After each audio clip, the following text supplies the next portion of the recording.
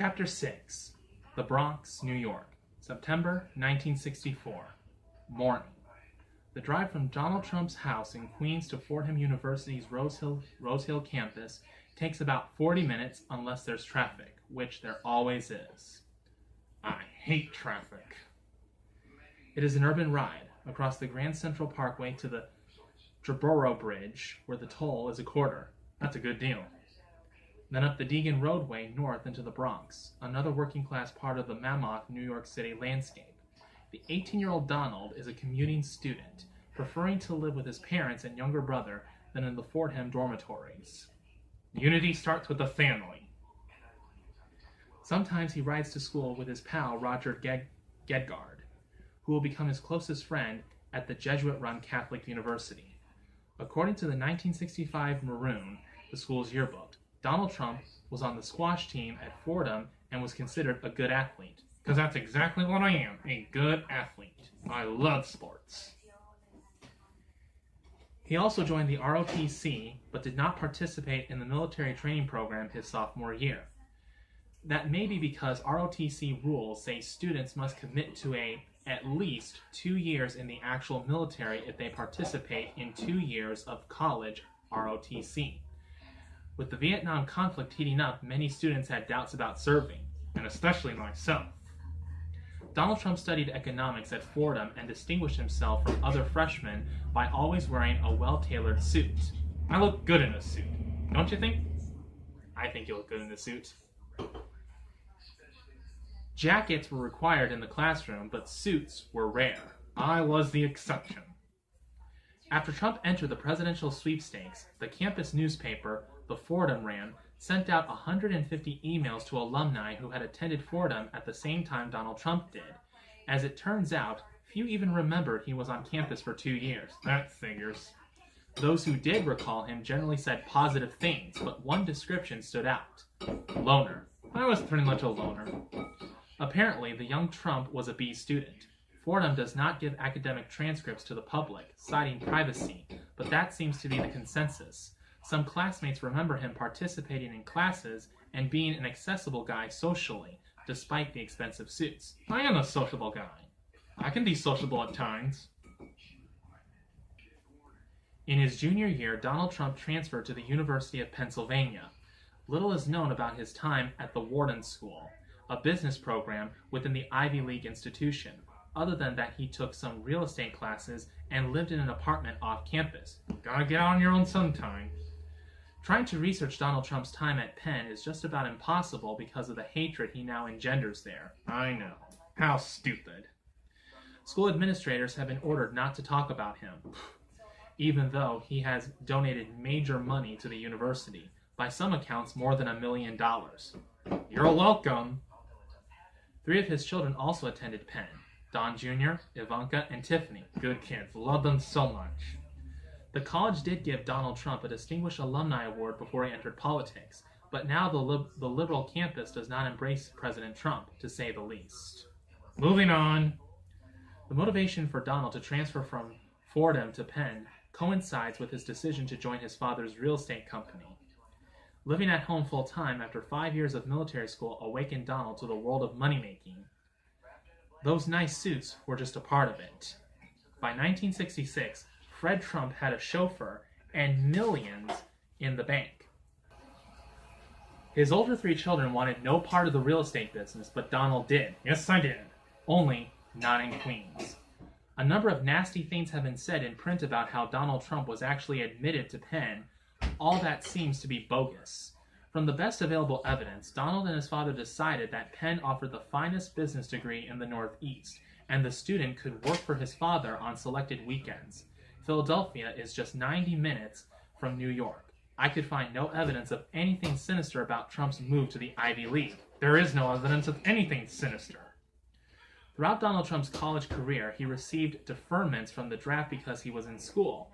Just about every college student did. In fact, half of the 27 million American men eligible to be drafted in that era got out of it one way or another. The consequence of the deferment policy was that the draft snared kids unwilling or unable to go to college. Many of them went off to fight in the jungles of Vietnam right out of high school. So this is why it is important for you to go to college right after high school. Remember that. In my working-class Levittown neighborhood, the war in Vietnam was at first widely supported. Homeowning vets of World War II and Korean War vintage resented the anti-Vietnam War movement early on. After liberating Europe, Asia, and South Korea for them, the military was seen as a positive. They essentially trusted President Kennedy and then Lyndon Johnson to confront the growing threat of communism in a responsible way. In the late 1960s, the New York City area saw thousands of mostly poor and lower middle class kids head over to Southeast Asia after a few weeks of Army basic training. When they came back home, there was shock. This is where it gets bad. Some of the guys I knew growing up returned from Vietnam radically changed. One committed suicide. That's not good. A few others became addicted to heroin. That's also not good. No doubt. Something unheard of in Levittown before the mid-1960s. In the summer, when the college guys returned home from school, some of us tried to talk with our friends who had fought in Vietnam. It was difficult, I'll bet. They'd often lament that things were screwed up over there, but specifics were few. We knew some of these guys from kindergarten, and many of them had changed. For the worse, the very worse. In general, there was a somberness about the Vietnam guys. They were no longer up for hanging out at Jones Beach or going to a drive-in movie. They tended to want to be alone. There wasn't a lot of outward happiness. And there was a lot of drinking. My grandfather was a hero in World War I. My father was a naval officer who was part of the U.S. occupation of Japan after Hiroshima and Nagasaki. Both turned against the Vietnam War and President Johnson. I'll bet they did. But they didn't like the Jane Fonda crowd either. My cousin Dickie Melton was a hero in Vietnam, walking point on patrol in the jungle near Cambodia with his German shepherd, Sarge. Dickie wouldn't tell me anything about the war after he came back, but he briefed my father. That was it for Vietnam in the O'Reilly house. I feel so sorry for you, Bill. Jamaica Estates is just 20 miles west of Levittown, and the same thing was happening there. Draftees were coming back. Some in body bags. No, not body bags. And the truth about the Vietnam experience was on vivid display. It was a chaotic situation, one where constant death loomed, and most draftees had no idea why they were being sent far away in country. Fred and Donald Trump had to have seen the same thing my father and I saw. We did. But I was 3 years behind Donald in school, and change came rapidly once Richard Nixon was elected president in 1968. Peace negotiations with Hanoi were underway, and rumors that the draft would be abolished spread quickly across the country. Eventually that would happen, with military service decided by a lottery system. At least no one is drafted into the military anymore, and that's a good thing.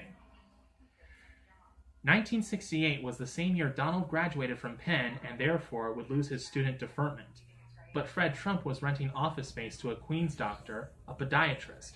The man examined the now 22-year-old Donald and found he had heel spurs, a calcium buildup on the bone. This would make sure that I would not get drafted. Donald Trump once again received a military deferment. Yes, I did. This time for a medical problem. As president, Mr. Trump is an ardent supporter of the military. Yes, I am. Which has led to vicious attacks on him from Trump haters like former Democratic National Committee Chair Debbie Weiserman Schultz, who has called the president a chicken hawk. I have no idea what that means. On Air Force One, Mr. Trump turned very serious when I brought up Vietnam. I didn't like the Vietnam War, even though I was very young, and I probably shouldn't have made a judgment. But I thought it was ridiculous, and that never changed. I even applied it to what we're doing now in the Middle East. I was against getting involved there. What is it about Vietnam, the Middle East? I don't think we knew what we were doing. In retrospect, you look at the $7 trillion that we spent in the Middle East, and if anything, it's a worse situation.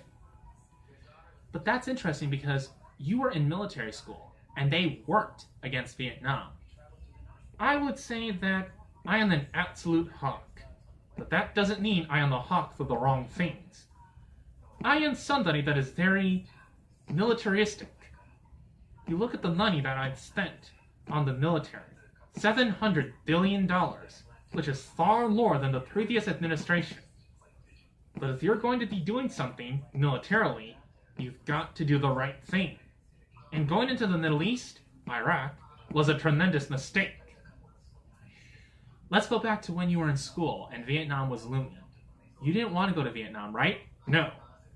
And you made the decision based on what? I thought it was a ridiculous war that was so far away. Nobody ever heard of Vietnam, and people are saying we had to go there. Were you a protester? I wasn't a protester, only inwardly. I wasn't marching in the streets as many people were. I said, why are we going there? So, I thought Vietnam was a bad war. Now, at the same time, I was very young, and probably shouldn't be making judgments at that age. You're supposed to rely on your great leaders. But that was a big mistake for a lot of people.